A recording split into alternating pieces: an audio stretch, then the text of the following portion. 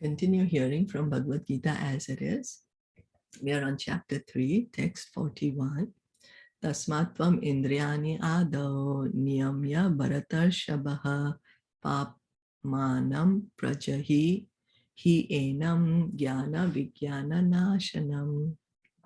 Therefore, O Arjuna, best of the Bharatas, in the very beginning, curb this great symbol of sin, lust, by regulating the senses, and slay this destroyer of knowledge and self-realization. Purport by His Divine Grace, A.C. Bhaktivedanta Swami Srila Prabhupada. The Lord advised Arjuna to regulate the senses from the very beginning so that he could curb the greatest sinful enemy, lust, which destroys the urge for self-realization and specific knowledge of the self. So Krishna is telling Arjuna, because Arjuna was like, what is it that's impelling me to sinful activities? And Krishna is telling him it's lust. And then Krishna told him, where is this lust? It's in the senses, the mind, and the intelligence. And so now Krishna is telling Arjuna how to curb this lust, how to overcome this enemy. So Krishna is giving this guidance to Arjuna, but it is for our benefit. It's not that, oh, this knowledge was given to Arjuna 5,000 years ago, and so for me, it's just like just something that I read historical, and I read and then I forget about it. No, it's for us to apply these teachings. The teachings of the Bhagavad Gita are for us. That's the reason Krishna spoke this Bhagavad Gita to Arjuna, so that we can take knowledge from it. We can take guidance from it. So he's saying, first of all, you control your senses, regulate the senses. Then you will be able to curb this enemy. Why is this lust an enemy? Why? Because it's destroying our knowledge.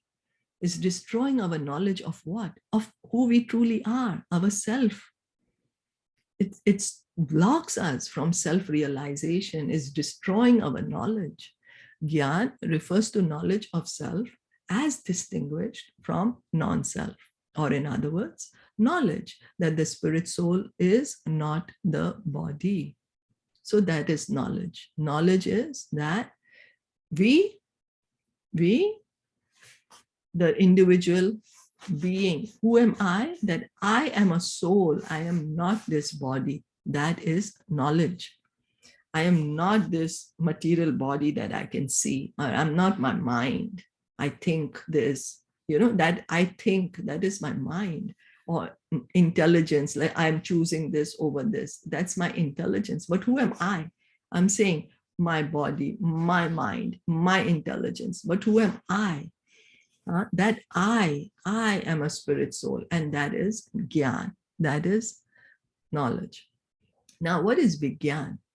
Vigyan refers to specific knowledge of the spirit soul's constitutional position and his relationship to the supreme soul.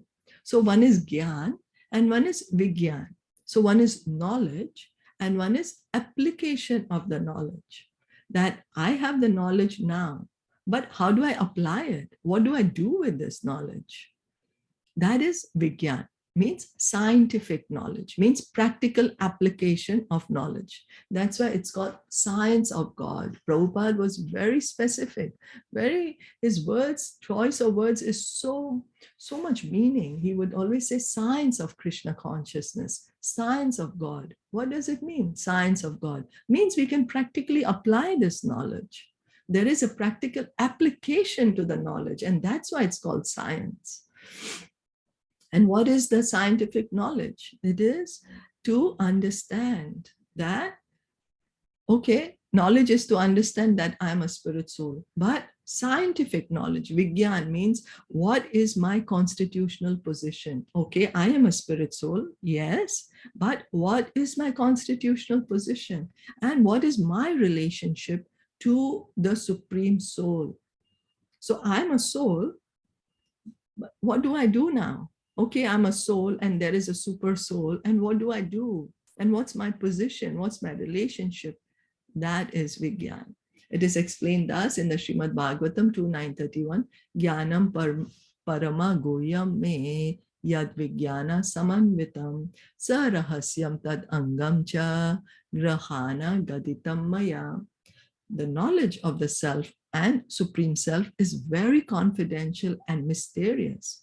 But such knowledge and specific realization can be understood if explained with their various aspects by the Lord himself. So Bhagavatam is saying it's very confidential, very mysterious. What?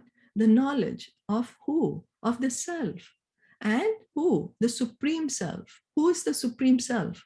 That's the super soul. So I'm the self, but I'm not the supreme self. I'm the self, but there is a super soul.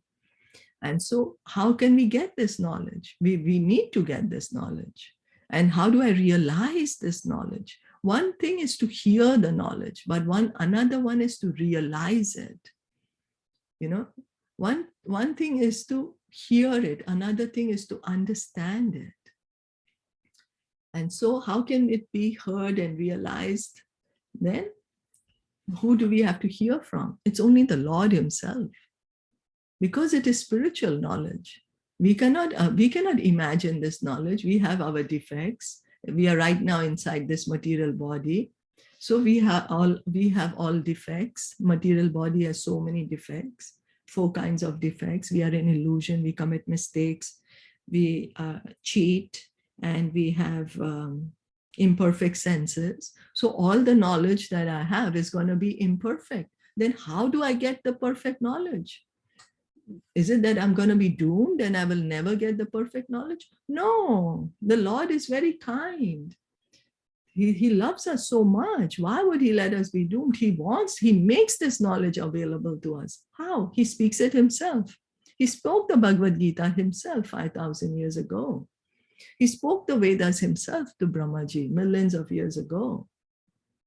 So he gives us the knowledge. And by hearing it, then we can approach the spiritual, that which we cannot approach by our material senses. So Bhagavad Gita gives us that general and specific knowledge of the self. So the general knowledge and specific knowledge. What's the general knowledge? That I am a soul. I am not this body. That is general knowledge. What is specific knowledge? Specific knowledge is the living entities are parts and parcels of the Lord, and therefore they are simply meant to serve the Lord. This consciousness is called Krishna consciousness. So from the very beginning of life, one has to learn this Krishna consciousness, and thereby one may become fully Krishna conscious and act accordingly. So what the specific knowledge, that we are all parts and parcels of the Lord, that yes, I'm a soul, but where did I come from? You know, we all have that, many of us have that question. Okay, I'm the soul, that's all right, but where did I come from? Why did I come? Why do I even exist? So then the answer is we are all parts and parcels of the Lord. Each and every living entity is a part and parcel of the Lord. And so what am I supposed to do then? We are simply meant to serve the Lord. So one might say, oh, I'm taking so much endeavor. I'm taking so much endeavor to cultivate knowledge. And then after that, I have to become a servant for what? You know, what you mean to say that I'm a servant? That is my constitutional position? I totally disagree. But we can see that that is our nature. What are we doing the whole day? What do we do? The soul. And we might say, oh no, but that's the body. But it's because the soul is in the body. If the soul is not in the body is dead body. You know, it's just everyone wants to decompose it. So whenever the soul is present in the body is always acting, doing something. And what is the soul doing? The soul is either serving the parents or the brothers or the sister or the boss or the employees. Now one may say, but okay, the president of the country is the most powerful and he does not have to serve anyone. But no, he in fact has to serve everyone, all the citizens of the country. The more responsibility, more the service. a president is why is he the controller of the country? Because he needs to serve the country, all the citizens, all the interest of the citizens. How does he serve them? By creating proper laws, by making sure everything is going okay, by, there's so many different policies to be done, so to look into different aspects of the country. So all that is served. Any activity we do, that is service. The activity that the president is doing, he's serving the people. So in the material world, we don't like to use the word service because, in our material perception, or in our material world, the dealings is that we all want to be the master. And our experience is, if we are the servant, means I'm going to be manipulated, I'm going to be tortured, I'm going to have no rights to myself, I'm going to be sulking, and I will suffer and I will be sad. But the spiritual world is the true reality, where the material world is a perverted reflection.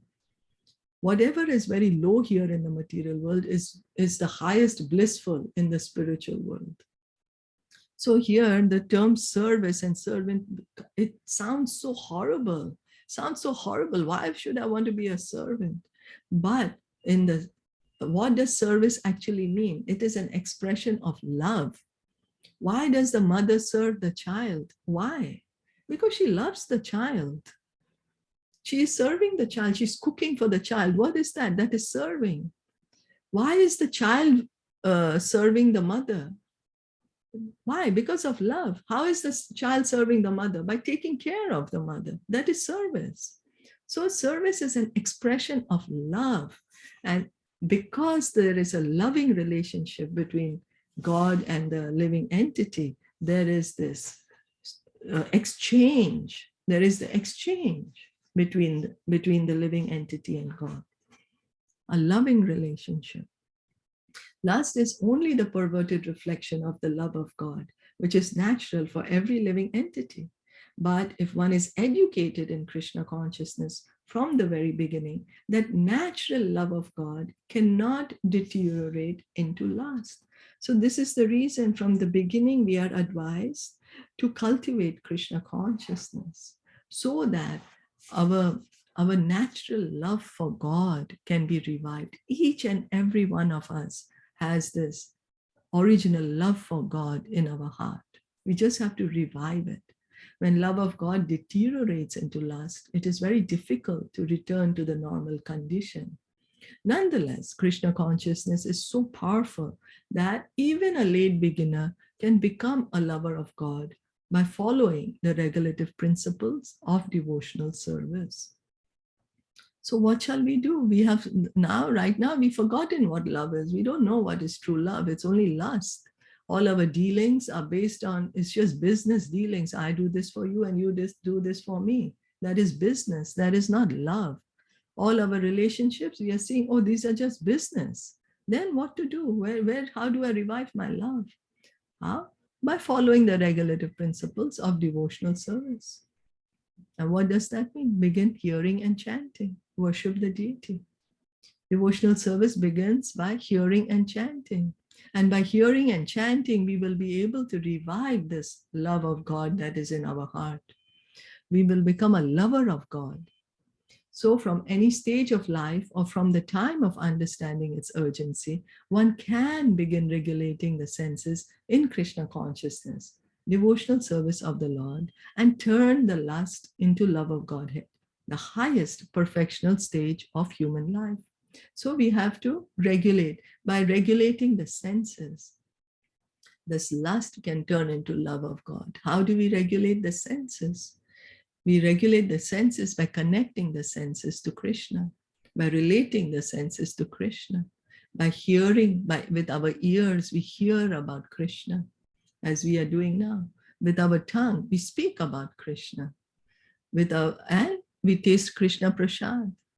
With our eyes, we see the deity form of Krishna. We read the Bhagavatam and Bhagavad Gita. That's we are using our eyes to read. So we are purifying, we are connecting our senses with Krishna.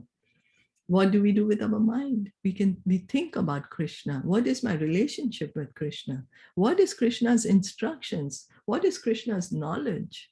With our intelligence, we can try to understand that. What is Krishna's instructions in Bhagavad Gita? What is he trying to say?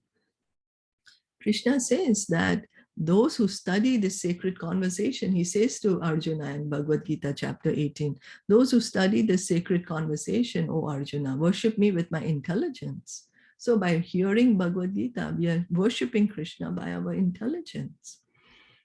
Yeah? And then gradually, by hearing, by chanting, we will get the highest perfectional stage of human life, highest perfectional stage of human life. And what is that? Love of God. That is the goal of human life. That is the perfection of human life, that I have received this human body, and what do I do with it? That is love of God. And that is what all religion is for. Religion means what? To love God. So all religions are for to bring us to this point, and that is love of Godhead. So we begin to love God. We can revive this love of God by hearing and chanting, simply by hearing and chanting. That is the recommended process in this age of Kali. Kali Yuga Dharma, Harinam Sankirtan. Chanting the holy name, chanting the Hare Krishna mantra. And hearing from Bhagavatam and Bhagavad Gita. Is that okay? Yes. Yes. Any comments? Anything to add? No, this is so good. No. Okay, so we'll stop here for today. Srimad Bhagavad Gita ki jai. Srimad ki jai. Gaur Premanande Hari Bol. Hare Krishna. That means lust is our greatest enemy. Lust, yes. Lust is our greatest enemy. Krishna says in chapter 7 that all living entities are born into this material world because of desire and hate. And what is that desire? That lust. What is this lust? This lust is that I want to be God.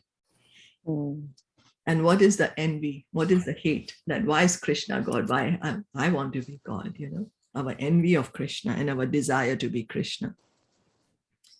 So this is the reason it is the enemy of which is covering our knowledge. This is what is covering us, our self-realization, our knowledge. This desire that I want to be God. I want to enjoy my senses. I want to control. I want to be the owner. That is what it is. I want to desire. I want to enjoy separate from Krishna. Okay. Okay. Thank you so much. Srimad Bhagavad Gita ki jai, Shilpa Prabhupada ki jai, Gaur Premanande Hari Bol, Hare Krishna.